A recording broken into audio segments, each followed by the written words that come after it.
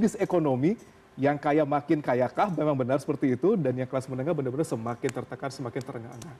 Iya, yang pasti kalau kita lihat datanya memang kondisinya seperti demikian ya. Iya.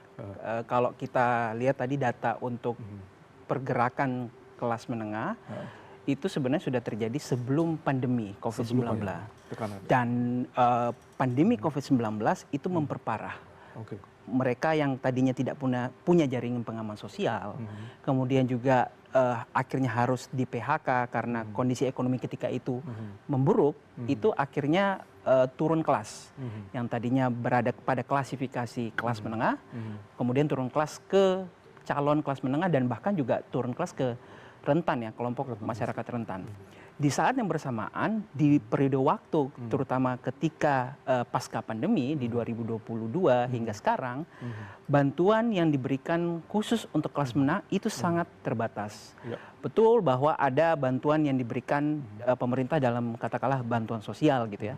Tapi kita juga paham bersama bahwa bantuan sosial ini diberikan kepada kelompok desil penghasilan yang terkategorisasi di kelompok miskin dan juga rentan miskin gitu. Mereka yang di calon kelas menengah, kemudian kelas menengah itu tidak mendapatkan bantuan gitu.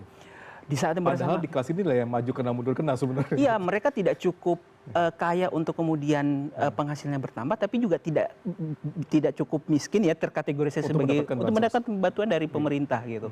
Di saat yang bersamaan kalau kita lihat juga tekanan dari kondisi terutama pasca pandemi itu juga semakin buruk ya, di mana kita melihat misalnya masalah deindustrialisasi dini yang terjadi secara masif terutama dalam beberapa tahun terakhir ini.